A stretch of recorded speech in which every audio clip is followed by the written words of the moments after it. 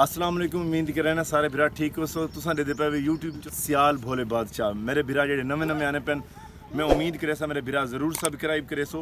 ये तो अज की डिटेल देने पे दरिया सतलुज के हवाले नाल, लेकिन दरिया सतलुज का कटाव भी है, लेकिन दरिया सतलुज के मजीद पानी आता पिए क्योंकि तो को ये पता है कल 42,000 क्यूसेक हेड सैफन ते आई पिया।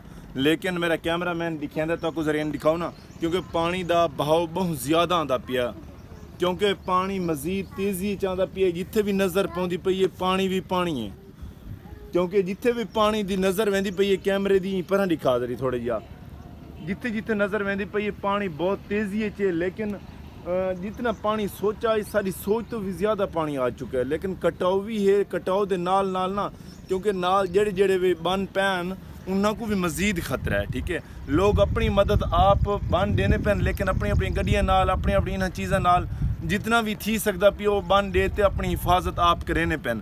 लेकिन जेड़ा हैड सैफन ते 42,000 क्यूसेक पानी निकला हुआ है, लेकिन इस टाइम मेरे को लगता है ये रेला इतों टपदा पिए कम अज़ कम 30,000 25,000 क्यूसेक पानी इतों रेला निकलता पिए।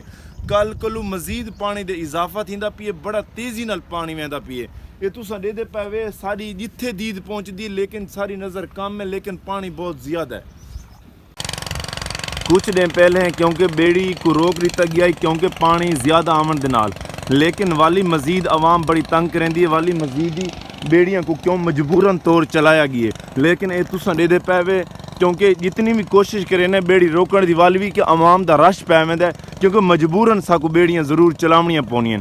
लेकिन 1122 वालों का कलहोका कम अज़ कम 2-3 दिन पहले बेड़ियां रोक दिता है, लेकिन वाली आवाम इतना रश है क्योंकि इतों मजीद पतन कोंडाला करोड़ पक्का ये सारे नज़दीक थींदा है। लेकिन उतों जेड़े अगर वल्ला पात वञो मुल्तान मैल सिंह उस को बड़ा वल्ला पै वेंदा, लेकिन ये विच वाला रस्ता शार्टकट है।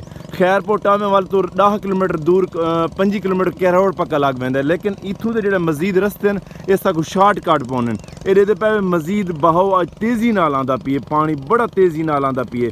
लेकिन अल्लाह रहम करे, लेकिन क्योंकि बारिशों की वजह तो मजीद पानी दा जेड़ा है रेला मजीद इजाफा थी गई है।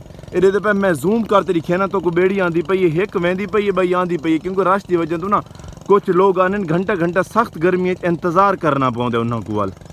लेकिन जो बेड़ी परह वहदी है हूँ वाले बड़ी स्लो वहदी है, लेकिन हुण इंदी रफ्तार देखो बेड़ी दी ये हुणे इंदा पीटर बंद कर दे सन वाली हूँ रफ्तार दी आप रीति इत्थे आ खड़सी ये देखो बड़ी स्पीड नाल आंदी पई, क्योंकि तुसां दे पे बेड़ी एक चक्कर सड़ते वापस आंदी पई, लेकिन पानी की तेज़ी की वजह तो ना वो वापसी तो स्लो आंदी, लेकिन वहदे बाकी ना बड़ा सख्त मेहनत नाल लैते वड़ना पौंदा है और टेंशन भी होंदी है, क्योंकि बेड़ी छुट ना वञे कहीं कोई भी मसला ना बन वञे, नुकसानात ना थी वञे। अल्लाह रहम करे वाली अल्लाह पाक करम नवाजी की खड़े ये देखो सामने बेड़ी आ गई, अल्लाह खैर करते। लेकिन सख्त गर्मी के बावजूद ही लेकिन वाल भी इत्थों वाले इलाकों के बाल अपने बाल घर नहीं बांधे, लेकिन जिद करें कि दरिया तो चलो वाली इन्होंने को आखा गई कि यार तुसा मेहरबानी की करो जरी सख्त गर्मी के बावजूद घर बैठे करो, लेकिन वो को नहीं, क्योंकि वही आदन कि असा दरिया सतलुज का ज़रूर विजिट करेसू, क्योंकि अजकल पानी का जोर है, क्योंकि धाड़ धाड़ है पानी की। ठीक है,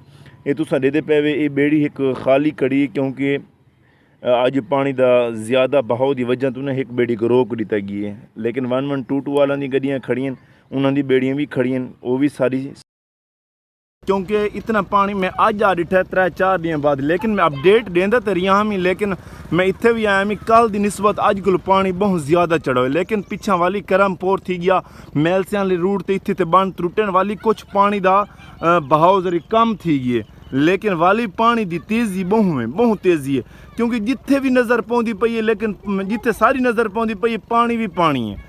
बेड़ियां का रश दे पे एक बेड़ी वहदी पई बई पर आँदी पई है, क्योंकि कोई मुश्किल पेश ना आवे, लेकिन वाती हिफाजत करना लाजमी है। ठीक है,